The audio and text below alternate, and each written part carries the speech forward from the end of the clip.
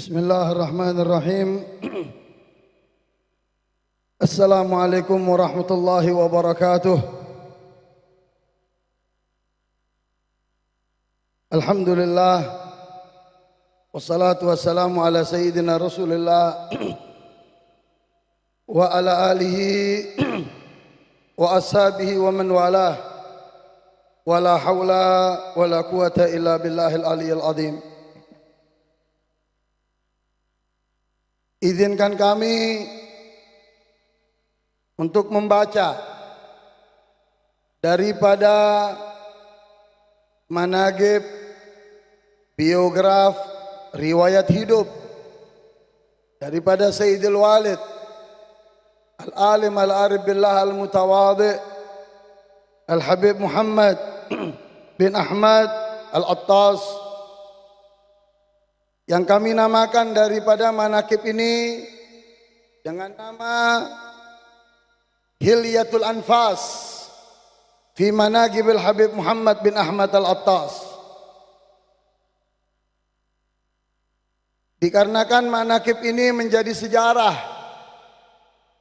yang turun menurun, akan dilanjutkan ekstafet daripada anak cucu keturunan daripada Sohibul Hal, dan untuk diketahui oleh banyak daripada masyarakat Indonesia, khususnya daripada masyarakat Aceh, maka manaqib ini kami tulis, disaksikan dengan umi kami tercinta, istri daripada Sohibul Hal Al-Habib Muhammad bin Ahmad Al-Attas, dan disaksikan serta ditulis manaqib ini dengan putri tercinta daripada Sohibul Hal.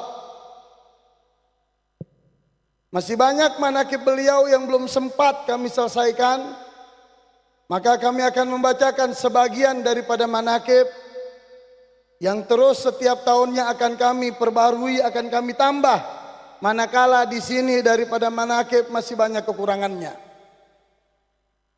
Manaqib biograf Al-Habib Muhammad bin Ahmad Al-Attas, silsilah dan nasab beliau yang sampai dan menyambung kepada Al-Habib Umar bin Abdurrahman Al-Attas Sahibul Ratib, sampai menyambung kepada Rasulullah sallallahu alaihi wasallam. Beliau Sahibul Haul Al-Habib Muhammad bin Ahmad bin Husain bin Abdurrahman bin Muhammad bin Ali bin Ja'far bin Husain bin Umar bin Abdurrahman Al-Attas Sahibul Ratib bin Agil bin Sa. Beliau hidup dari satu tempat ke tempat yang lain. Maklum, karena beliau tidak memiliki sanak saudara di Jakarta, dan pada akhirnya beliau bekerja dengan Syekh Abu Bakar dan Ali dan Ja'far Bajabir dengan kerjaan mengelola kulit kambing dan sapi, yang nantinya kulit tersebut akan dijual ke pabrik. Dengan jujur dan kegigihan beliau sudah dianggap sebagai saudara dengan pemilik toko dan perusahaan tersebut, hingga beliau diminta untuk tinggal bersama dengan mereka. Pertama beliau menghadiri majelis taklim yang ada di Jakarta adalah di Masjid Jami An-Nur Petamburan, Jakarta Pusat. Pada saat itu beliau bertemu dengan salah seorang tokoh habaib yang karismatik, Al-Habib Ahmadun bin Ali Al-Attas. Seiring berjalannya waktu, tanpa disadari, beliau Habib Ahmadun tersebut selalu melihat dan memperhatikan dari semua tingkah laku atas apa yang dilakukan oleh Habib Muhammad. Dari kejujuran, ketawaduan, serta keistiqomahannya dalam menjalankan semua amalan ibadahnya. Dengan sifat beliau tersebutlah Al-Habib Ahmad bin Ali Al-Attas menikahkan putri tercintanya kepada beliau yang bernama Syarifah Maryam binti Ahmad bin Ali Al-Attas. Dari pernikahan tersebut dikarunia anak semata wayang yang bernama Syarifah Fatimah binti Muhammad Al-Attas. Kemudian Syarifah Fatimah putri beliau menikah dengan Al-Habib Muhsin bin Zaid Al-Attas yang dikaruniai 4 orang anak. Yang pertama, Sayyid Umar bin Muhsin Al-Attas yang saat ini sedang menimba ilmu di Jamiatul Ahqaf Tarim Hadramut. Yang kedua, Syarifah Zahra binti Muhsin Al-Attas yang sekarang sedang menimba ilmu di Daruz Zahra di Tarim di Hadramut di tempat Habib Umar bin Hafid. Yang ketiga yaitu Syarifah Alawiyah Al-Attas yang saat ini menimba ilmu di Pondok Pesantren Darul Lughah wa Da'wah Jawa Timur. Adapun yang keempat yang berada di tengah saya sekarang ini yaitu Sayyid Ali bin Muhsin Al-Attas yang kesemua menjadi cucu Al-Habib Muhammad bin Ahmad Al-Attas. Beliau tidak memiliki keturunan kecuali Syarifah Fatimah dan para cucu-cucu tersebut. Setelah menjalani 9 tahun masa pernikahan beliau berangkat ke Saudi Arabia untuk bekerja dengan sifat dan amanat yang dimiliki oleh beliau. Dimanapun beliau bekerja selalu diberikan kepercayaan untuk memegang kasir, dan beliau juga selalu meminta kepada pemilik toko di mana beliau bekerja untuk memberikan izin salat 5 waktu di Masjidil Haram. Dan ini menjadi syarat mutlak dimanapun beliau bekerja. Beliau pun tidak menyia-nyiakan waktu untuk mencari dan menuntut ilmu kepada para ulama yang ada di kota Mekah. Di antara daripada guru beliau ialah Al-Profesor Dr. As-Sayyid Muhammad bin Ali Al-Maliki. Begitu juga Al-Habib Abdul Qadir bin Ahmad As-Segaf Jeddah. Begitu juga Al-Habib Abu Bakar Al-Masyhur. Begitu juga Al-Habib Zain bin Ibrahim bin Smith. Begitu juga Syekh Yasin Al-Fadani. Dan para ulama dan habaib yang ada di kota Mekah pada zaman tersebut. Beliau juga banyak mengenal Imam Masjidil Haram, dikarenakan beliau selalu salat di Masjidil Haram di shaf yang pertama, tepatnya di belakang imam setiap salat 5 waktu. Al-Habib Muhammad bin Ahmad Al-Attas tidak pernah menyia-nyiakan waktunya untuk kemudian berziarah ke makam datunya Rasulullah sallallahu alaihi wasallam. Seringkali di dalam segala hal yang bersangkutan yang beliau alami, beliau selalu minta isyarah dan bisyarah kepada Rasulullah sallallahu alaihi wasallam. Beliau selalu mendapat jawaban daripada Rasulullah setiap isyarah dan bisyarah apa yang beliau inginkan. Selama beliau tinggal di kota Mekah, sering sekali rumah beliau didatangi oleh para pelajar-pelajar Indonesia yang menimba ilmu yang berada di kota Mekah dan Madinah serta kelilingnya. Di Madinah pun beliau tidak menyia-nyiakan waktunya untuk menuntut ilmu dan menghadiri berbagai macam majelis taklim dari berbagai macam ulama dan habaib. Kemudian Al-Habib Muhammad bin Ahmad Al-Attas telah melaksanakan ibadah yang menjadi kewajiban umat Islam, yaitu ibadah haji sebanyak 20 kali. Adapun umrah tidak bisa terhitung setelah 4 tahun. Setelah 4 tahun beliau bekerja, meminta kepada keluarganya untuk bisa menyusul dan tinggal di kota Mekah. Di antara keluarga yang sangat terdekat dengan beliau ibunda tercinta yang diajak ke kota suci Mekah, yaitu Syarifah Asyura binti Hasan Al-Kaf. Begitu juga istri tercinta yaitu Syarifah Maryam binti Ahmadun Al-Attas. Begitu juga putrinya tercinta Syarifah Fatimah binti Muhammad Al-Attas. Ibunda tercinta beliau meninggal di kota suci Mekah dan dimakamkan di Ma'lah pada tahun 1987. Beliau kembali ke kota suci Mekah setelah 13 tahun bekerja dan menuntut ilmu agama pada tahun 1993. Setelah beliau kembali dari kota suci Mekah, beliau menghadiri majlis yang ada di Jakarta dan sekitarnya.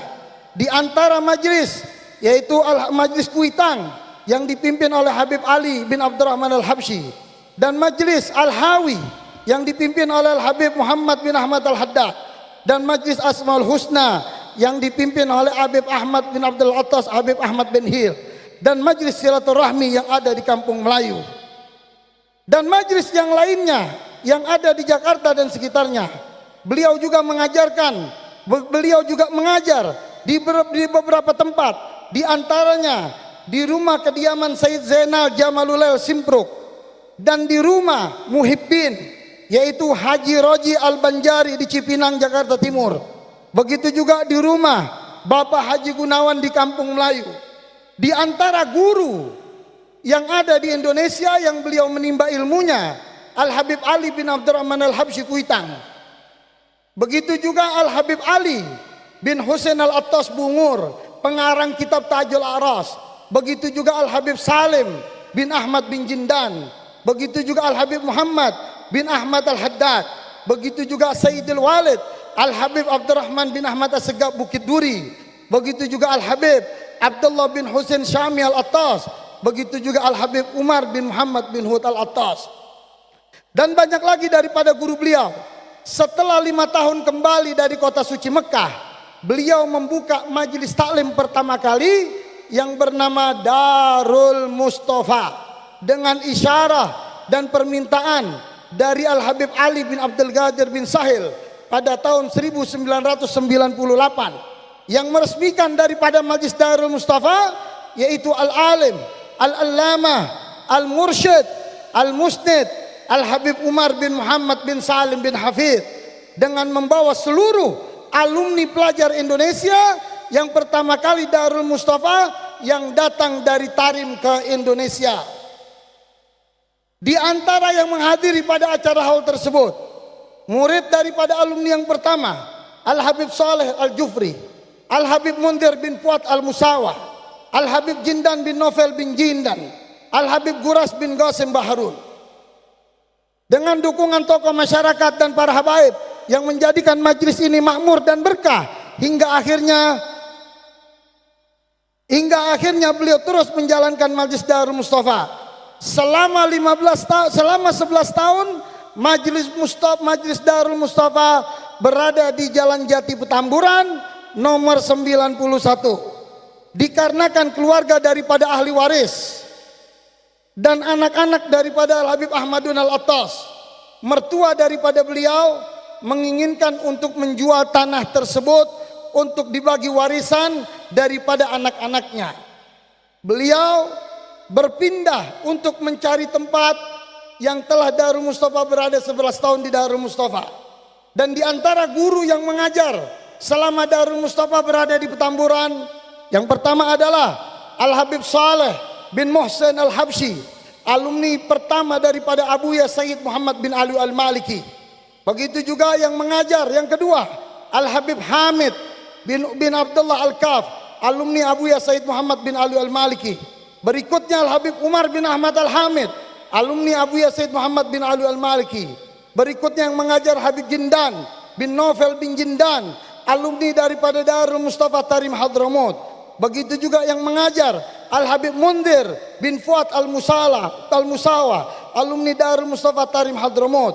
Begitu juga Al-Habib Quraisy bin Qasim Baharun, alumni Darul Mustafa Hadramut. Begitu juga Asy-Syaikh Ali Samman, ulama daripada Betawi. Dan saya sendiri Al-Habib Muhsin bin Zaid Al-Attas sebagai menantu daripada beliau, alumni daripada Darul Mustafa Tarim Hadramut. Kesaksian daripada guru yang mengajar di Darul Mustafa, kalau majelis ini memberikan manfaat dan barokah,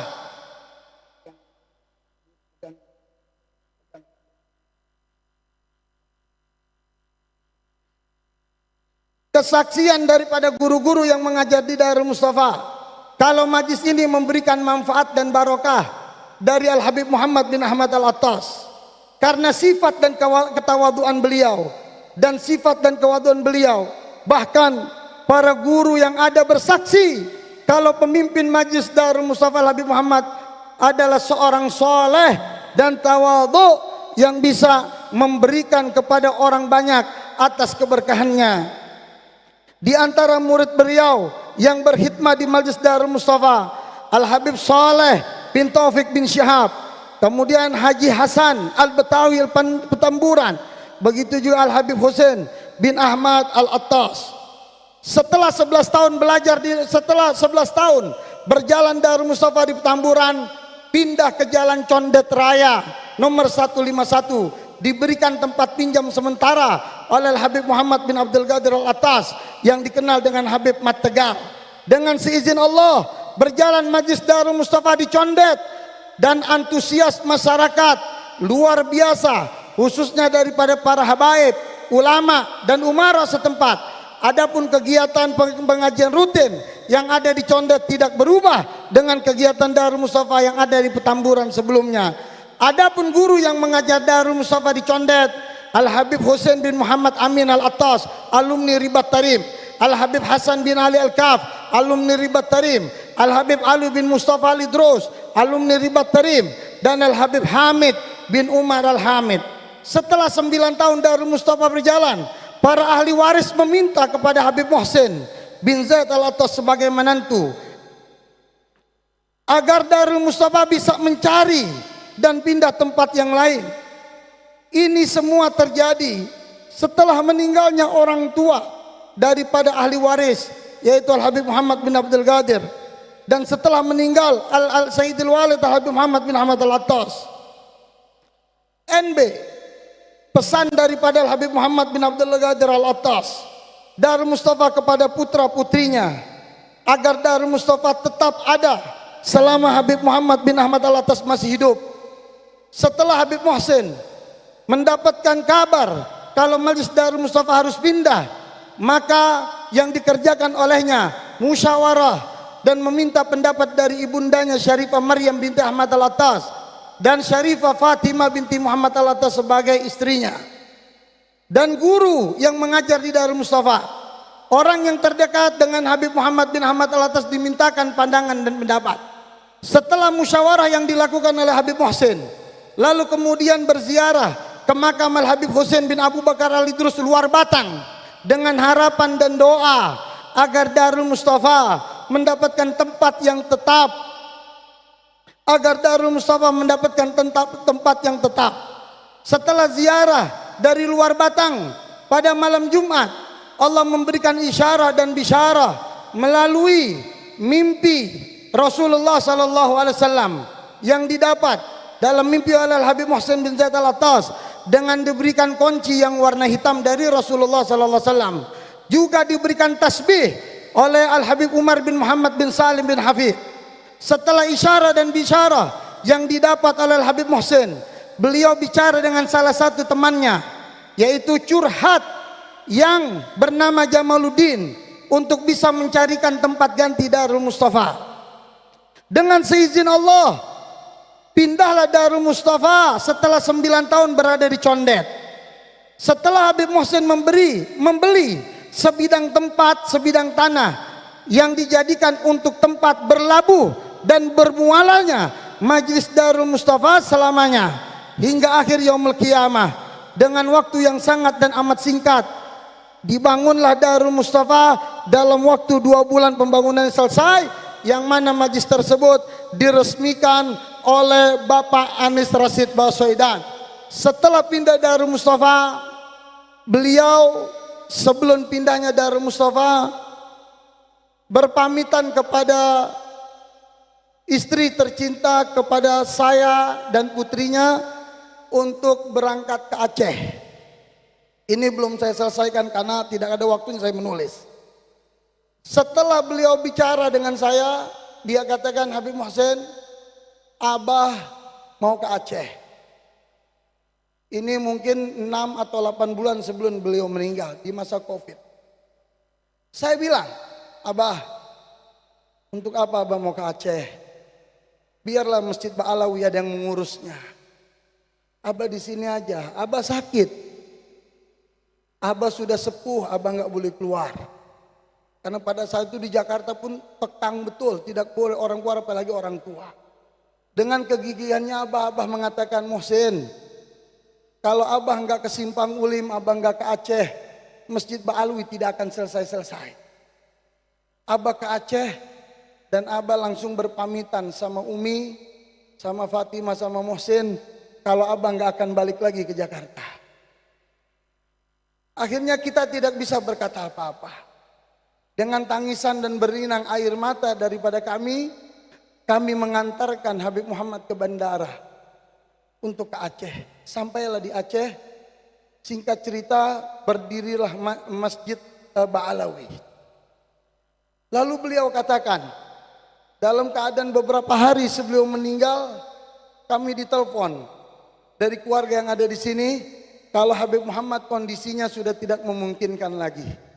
Jadi tolong keluarga terdekat untuk datang ke sini. Dalam situasi Covid yang begitu luar biasa, kami dapat kabar jam 4 sore.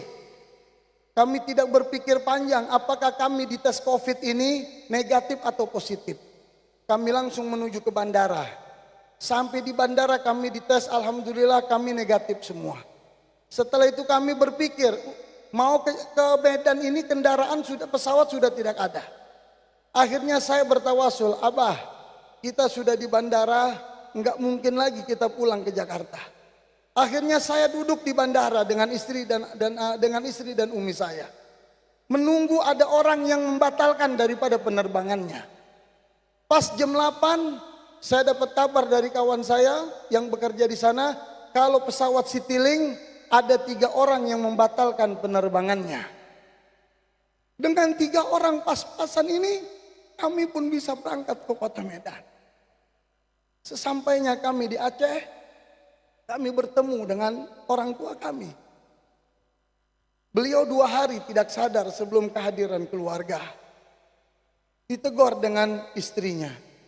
Saya pun menegur.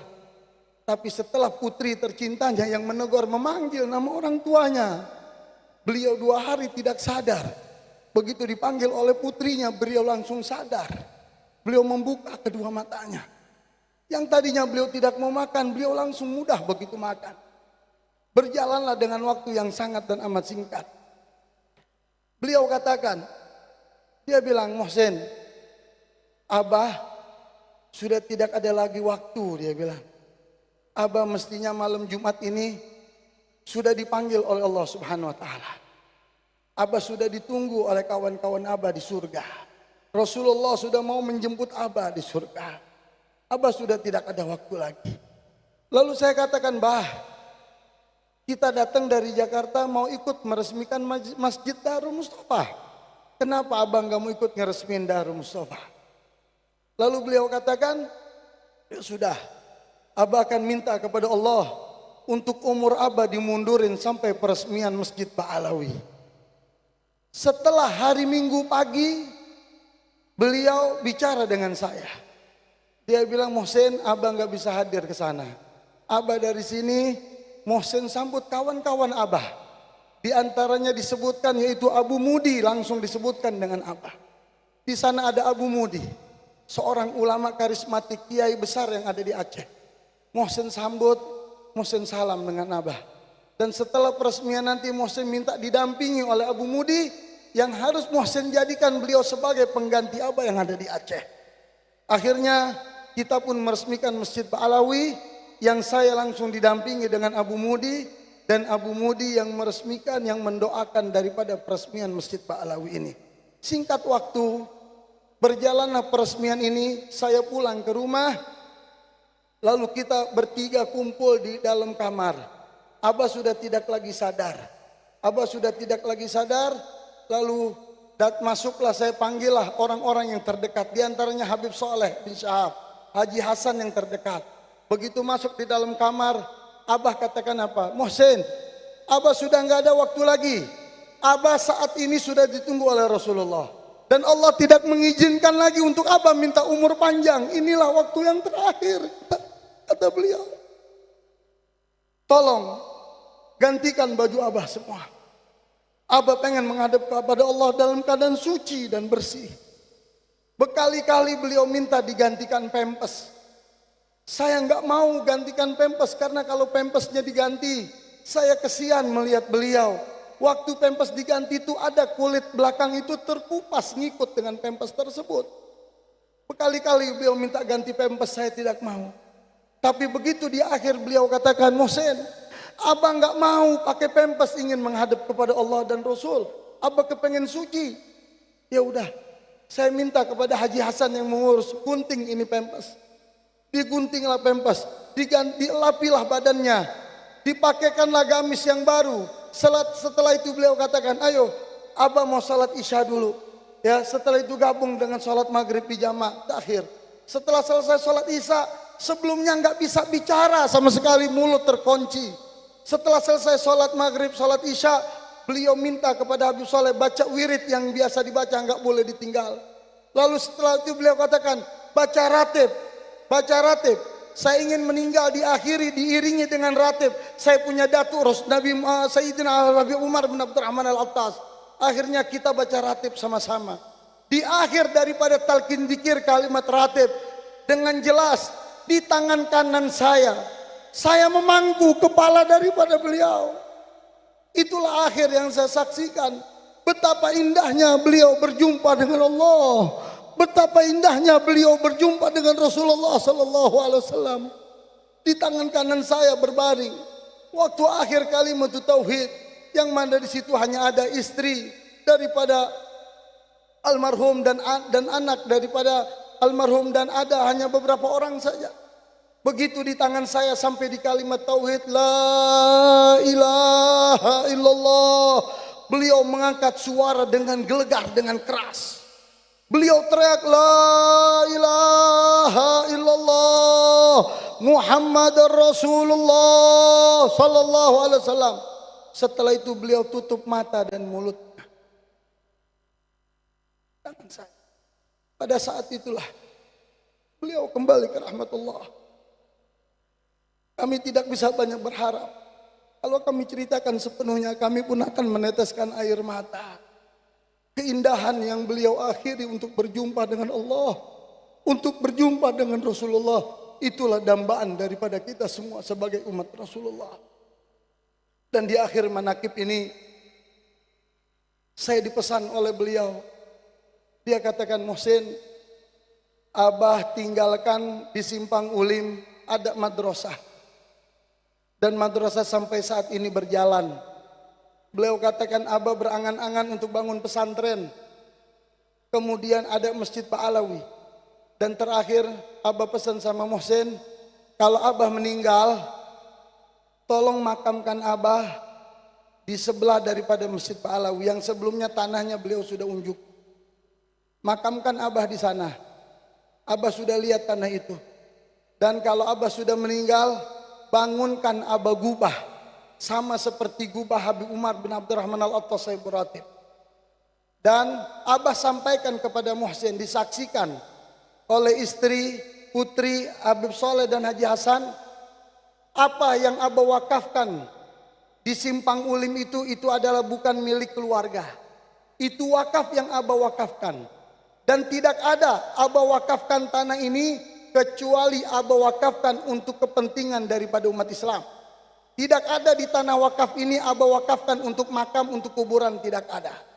Yang Abah wakafkan adalah hanya kuburan untuk Abah sendiri. Di akhir pun Abah katakan, kalaupun nanti Umi tidak ada umur ingin dikubur di sini, Muhsin kuburkan di sini. Jadi itulah pesan Abah yang terakhir. Oleh karena itu, almarhum kembali ke rahmatullah pada tanggal 5 Rabiul Akhir. Ya, pas acara kita hari haul saat ini, kita minta kepada Allah Subhanahu wa taala agar Allah memberikan keberkahan kepada kita semua, dan Allah juga memberikan manfaat dan barakah untuk kita semua, dan banyak lagi daripada para kiai, para habaib yang mohon maaf sekaligus saja saya mengatasnamakan sambutan atas nama panitia pelaksanaan Maulid daripada Maulid Akbar ini, sekaligus juga haul ayah kami Al Habib Muhammad bin Ahmad Al-Attas. Begitu juga mengatasnamakan ya keluarga besar daripada almarhum. Dengan ini kami mengucapkan jazakumullah khairan katsira. Terima kasih yang sebesar-besarnya. Hanya Allah lah yang membalas, yang pantas untuk membalas daripada kebaikan antum semua. Dan sekali lagi daripada para kiai, para alimul ulama, para habaib, para abu-abu, para abi-abi yang hadir pada kesempatan malam hari, pada kesempatan pagi hari ini menjelang siang ini. Yang pasti antum semua adalah kawan, sahabat, murid daripada Sahibul Hal. Di antaranya kami ucapkan jazakumullah khair. Terima kasih kepada Kiai Besar Aceh, yaitu Abu Mudi, yang telah menyempatkan waktu dalam acara haul ini. Besar harapan kami agar Abu Mudi bisa terus memantau daripada peninggalan ayahanda tercinta yang ada di Aceh Simpang Ulim ini. Begitu juga daripada abu-abu yang lain. Di sini juga banyak daripada para habaib yang hadir di tengah-tengah kita. Di antaranya ada Al-Habib Hasan Al-Jufri, beliau dari Cirebon. Beliau sebagai ketua Robitoh Alawiyin Jawa Barat. Begitu juga di sini ada Sayyid Khairuz Zaman, Sayyid Nun Al-Mahdali. Begitu juga di sini ada Sayyid Bahsin. Begitu juga di sini ada salah satu daripada ketua MUI pusat, yaitu Kiai Haji Muhyiddin. Begitu juga di sini ada orang tua tercinta saya, besan daripada Sahibul Hal, ayah tercinta saya yang usianya masuk 90 tahun, yaitu Al-Habib Zaid bin Muhsin bin Salim Al-Attas. Begitu juga ada Al-Habib Ahmad bin Abdul Al-Attas Langsa. Begitu juga ada Al-Habib Husain bin Ja'far Al-Haddad. Banyak lagi daripada para habaib. Ada juga di sini daripada sekretaris FPI, yaitu Al-Habib Ali Al-Attas.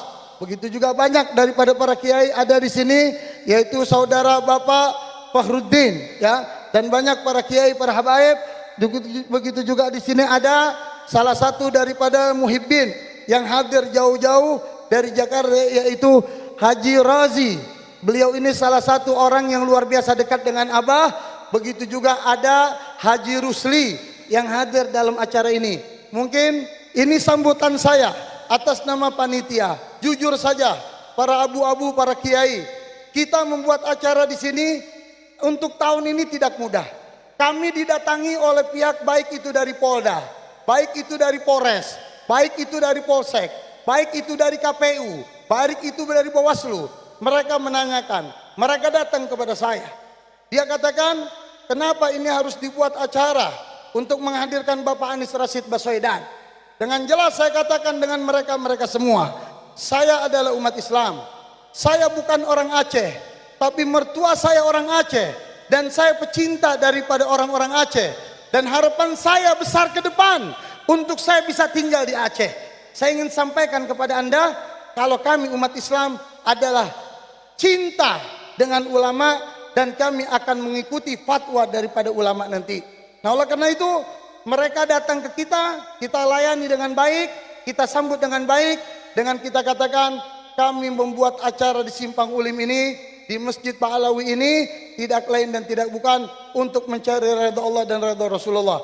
Adapun salah satu kandidat calon presiden akan datang ke tempat ini, yang saat ini sedang dalam perjalanan dari Lok Semawe ke sini, karena Bapak Anies Rashid Baswedan, salah satu kandidat calon presiden yang akan hadir ke sini, beliau berangkat dari Palu.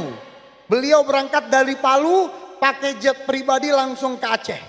Nah, jadi kita tunggu kehadiran beliau mungkin beberapa saat lagi untuk hadir ke sini. Insya Allah dimulai dari timur dan sampai ke barat Aceh ini, Allah berikan keberkahan untuk rakyat Aceh, untuk berikan keberkahan untuk rakyat Indonesia. Allah memberikan pemimpin yang cinta dengan rakyatnya. Allah memberikan yang pimpin cinta dengan negaranya. Allah memberikan pemimpin yang taat dengan agamanya. Allah memberikan pemimpin yang cinta dengan Rasulnya. Allah memberikan pemimpin yang jujur, yang adil, yang sidik dan patana. Dan kita minta kepada Allah Subhanahu wa taala agar majlis kita diberkahi oleh Allah Subhanahu wa taala. Sekali lagi, tidak lupa saya ucapkan terima kasih yang sebesar-besarnya kepada ketua panitia pelaksana, yaitu Said Saiful Al-Gadri, begitu juga Said Salman Al-Gadri, begitu juga Said Ali Al-Attas yang bekerja sama luar biasa hingga acara ini berjalan terlaksana dengan baik dan luar biasa. Ini saja yang bisa saya sampaikan. Sekali lagi, atas nama ketua panitia, atas nama keluarga, kami mengucapkan jazakumullah khairan katsira. Terima kasih yang sebesar-besarnya atas kehadiran antum semua. Kita menunggu kehadiran salah satu calon presiden kita untuk mendengarkan tausiah agama, ceramah agama, dan sebelumnya juga nanti akan ada sambutan. Saya ingin sampaikan juga acara ini sekaligus kita akan buat donasi untuk Palestina. Jadi tolong nanti diiringi tim hadroh disiapkan untuk amal. Jadi tolong warga memberikan amal yang terbaik. Nanti amal ini akan kita kumpulkan ya untuk saudara kita yang ada di Palestina, kita salurkan, dan sebagian juga kita gunakan untuk kekurangan-kekurangan daripada acara panitia ini. Mungkin itu saja, kurang lebihnya mohon maaf. Wal afu minkum. Wassalamualaikum warahmatullahi wabarakatuh. Takbir! Takbir! Takbir! Kita bacakan suratul Fatihah untuk istri daripada Al-Habib Muhammad Rizik bin Husain bin Syahab yang beliau kemarin malam meninggal dunia, pulang ke rahmatullah, dan hari ini dimakamkan seyogyanya menantu beliau Habib Hanif dan Ketua Umum FPI Habib Muhammad akan hadir di tengah-tengah kita. Tapi karena orang tua beliau, umi daripada beliau meninggal, beliau sudah menuju ke bandara untuk ke Medan. Dapat kabar di jalan, beliau menunda keberangkatannya ke Aceh. Ini mungkin ini menjadi yang terbaik insyaallah untuk beliau semua. Kita bacakan surat Al-Fatihah untuk Syarifah Fadlun binti Fadil ya bin Yahya. Al-Fatihah.